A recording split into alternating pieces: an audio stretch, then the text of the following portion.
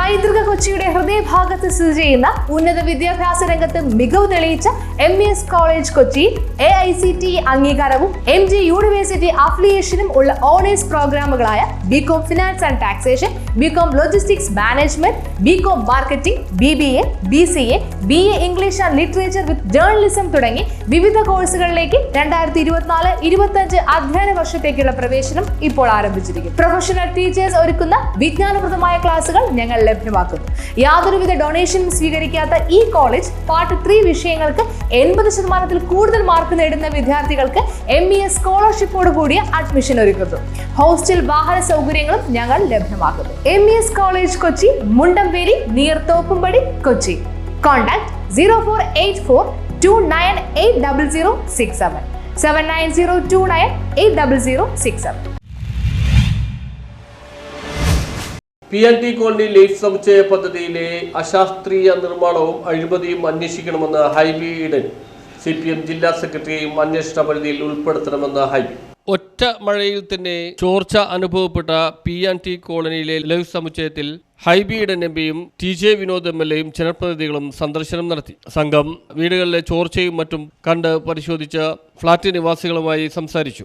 അശാസ്ത്രീയമായ നിർമ്മാണവും അഴിമതിയും അന്വേഷിക്കണമെന്നും കുറ്റകരമായ അനാസ്ഥയും ഗുരുതരമായ വീഴ്ചയുമാണ് നിർമ്മാണത്തിൽ സംഭവിച്ചതെന്നും ഹൈബി ഈഡൻ MP പിന്നീട് മാധ്യമ പ്രവർത്തകരോട് പറഞ്ഞു. ആദ്യകാലം മുതലുള്ള കാര്യങ്ങൾ അന്വേഷണ പരിധിയിൽ ഉൾപ്പെടുത്തണം. ഇന്നത്തെ CPIM ജില്ലാ സെക്രട്ടറി CN മോഹനനാണ് പദ്ധതിയിൽ ആദ്യകാലത്ത് GCDA ചെയർമാനായിരുന്നതെന്നും അതുകൊണ്ട് തന്നെ അദ്ദേഹത്തെയും അന്വേഷണ പരിധിയിൽ ഉൾപ്പെടുത്തണമെന്നും ഹൈബി ഈഡൻ MP ആവശ്യപ്പെട്ടു. PNT കോളനി നിവാസികൾക്ക് ജീവിക്കാൻ പറ്റാവുന്ന സാഹചര്യം ഒരുക്കണം. GCDAയ്ക്കും നഗരസഭയ്ക്കും ഇതിൽ നിന്ന് ഒഴിഞ്ഞു നിൽക്കാൻ കഴിയില്ലെന്നും ഹൈബി ഈഡൻ MP പറഞ്ഞു. കൊച്ചി നഗരസഭ, PMAY, CSML, CSR ഫണ്ട് എന്നിവ ഉപയോഗിച്ച് 17 കോടി രൂപ ചെലവഴിച്ചാണ് പദ്ധതി നിർമ്മാണം പൂർത്തിയാക്കിയത്. ഒരു യൂണിറ്റിന് 17.5 ലക്ഷം രൂപയാണ് ഉപയോഗിച്ചത്. എന്നാൽ ഒറ്റ മഴയിൽ തന്നെ ചോർന്നൊലിക്കുന്ന രീതിയിലുള്ള നിർമ്മാണ പ്രവർത്തനങ്ങളാണ് ഇവിടെ നടന്നതെന്നും ഹൈബി ഈഡൻ MP ആരോപിച്ചു.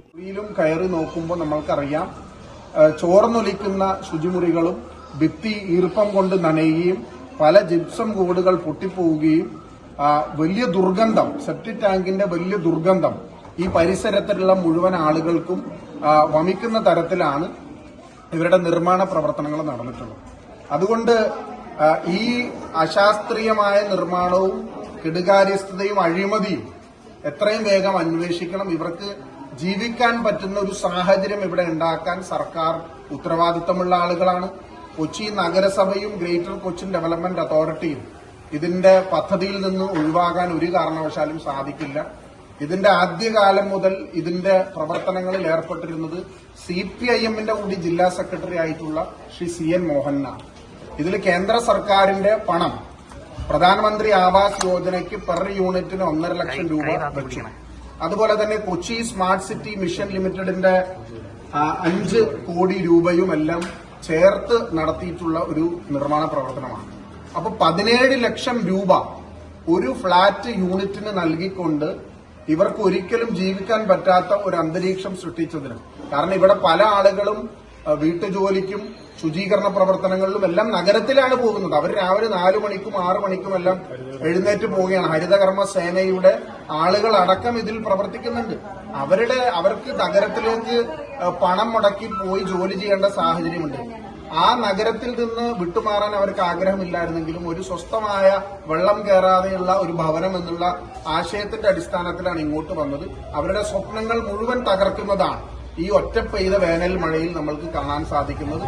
അതുകൊണ്ട് ഈ അഴിമതിയും കെടുകാര്യസ്ഥതയും അന്വേഷിച്ച് കുറ്റക്കാരെ ശിക്ഷിച്ച് ഇവർക്ക് വേണ്ട നടപടികൾ തയ്യാറാക്കാൻ സർക്കാരും നഗരസഭയും തയ്യാറാകും. 2018 മുഖ്യമന്ത്രിയായിരുന്ന പിണറായി വിജയൻ തറക്കല്ലിട്ട് 1.5 വർഷം കൊണ്ട് പൂർത്തിയാക്കുമെന്ന് പറഞ്ഞ പദ്ധതി വളരെ കാലം നീണ്ടുപോയി. കൊട്ടിഘോഷിച്ച് ഉദ്ഘാടന മാമാങ്കം നടത്തിയെങ്കിലും കോളനി നിവാസികൾക്ക് ഇവിടെ ജീവിക്കാൻ കഴിയാത്ത സാഹചര്യമാണ്. അൺഹൈജീനിക് ആയ അന്തരീക്ഷമാണ് ഇവിടെ ഉള്ളതെന്നും ഉദ്ഘാടനം കഴിഞ്ഞ് 4 മാസം കൊണ്ട് തന്നെ ചോർന്നൊലിക്കുന്ന അവസ്ഥയാണ് ഉണ്ടായിട്ടുള്ളതെന്നും ഹൈബി ഈഡൻ MP പറഞ്ഞു.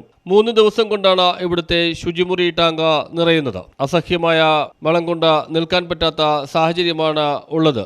ഇവർക്ക് ജീവിക്കാൻ ആവശ്യമായ സംവിധാനങ്ങൾ അടിയന്തരമായി ഉണ്ടാകണമെന്നും അദ്ദേഹം ആവശ്യപ്പെട്ടു. ഗ്രേറ്റർ കൊച്ചിൻ ഡെവലപ്മെന്റ് അതോറിറ്റിയാണ് ഇതിന്റെ ഭൂമിയും ഇതിന്റെ അനുബന്ധ നിർമ്മാണ പദ്ധതികളും നടത്തിയത്. അവരും ഈ ഉത്തരവാദിത്തത്തിൽ നിന്ന് ഒരു കാരണവശാലും ഒളിച്ചോടാൻ സാധിക്കില്ല. അന്വേഷണം ആവശ്യപ്പെടുന്നുണ്ട്. അതെ, തീർച്ചയായിട്ടും ഇതിലൊരു ശക്തമായ അന്വേഷണം. ഇത്രയും പണം മറ്റ് ഒരു പദ്ധതിക്കും ഇത്രയും സാധാരണ ലൈഫിൽ പണം അനുവദിക്കുന്ന ഒരാൾക്ക് 4 ലക്ഷം രൂപയാണ് വീട് പണിയാൻ വേണ്ടി ലഭിക്കുന്നത്. ഇത് ഒരു യൂണിറ്റിന് 17 ലക്ഷം രൂപയാണ് ഇവിടെ ചെലവഴിച്ചത്. ഈ 17 ലക്ഷം രൂപയുടെ എന്ത് മഹാത്മ്യമാണ്! ഇവിടെ ശ്വസിക്കാൻ പോലും, ഇവിടെ വായു സഞ്ചാരമില്ലാത്ത മുറികളും അതുപോലെ തന്നെ കുട്ടികൾക്കും മുതിർന്ന പൗരന്മാർക്കും നിരന്തരം വിട്ടുമാറാത്ത രോഗവും അനുഭവപ്പെടുകയാണ്. സെപ്റ്റിക് ടാങ്കിന്റെ ദുർഗന്ധം വമിക്കുന്നത് നിങ്ങൾ എല്ലാവരും അനുഭവിച്ചറിഞ്ഞിട്ടുള്ള കാര്യമാണ്. നിർമ്മാണത്തിലെ അപാകതകൾ പരിഹരിക്കണമെന്ന് TJ വിനോദ് MLA പറഞ്ഞു.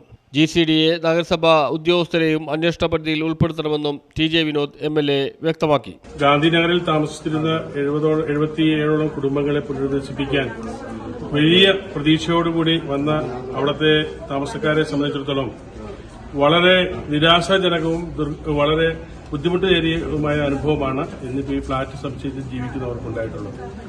കഴിഞ്ഞ ഏതാനും മാസങ്ങൾക്ക് മുമ്പാണ് 4 മാസമായി അവർ താമസിക്കാൻ വന്നിട്ടുള്ളത്.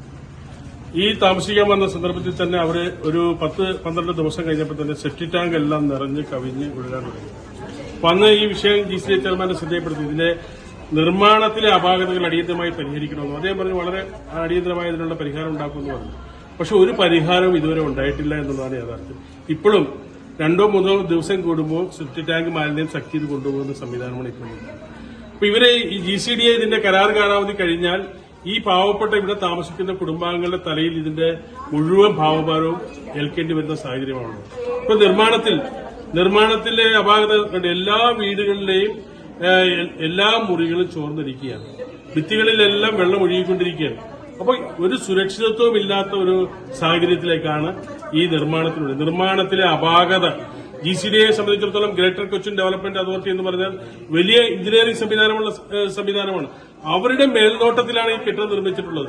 അപ്പൊ അത് നിർമ്മിച്ചപ്പോൾ ഉണ്ടായിട്ടുള്ള അപാകതയുടെ പൂർണ്ണ 1-ാം പ്രതി നഗരസഭാ പ്രതിപക്ഷ നേതാവ് advocate Antony Kurithara, DCC president Muhammad Shiyas, കൗൺസിലർമാരായ ദീപ്തി മേരി വർഗീസ്, K മനാഫ്, ഷെയ്ല തദേവൂസ്, ബാസ്റ്റിൻ ബാബു, മാലിനി കുറുപ്പ്, MG അരിസ്റ്റോട്ടിൽ, സോണി ജോസഫ്, ആന്റണി പനുന്തറ തുടങ്ങിയവരും സന്ദർശക സംഘത്തിലുണ്ടായിരുന്നു. News bureau, Thoppumpady.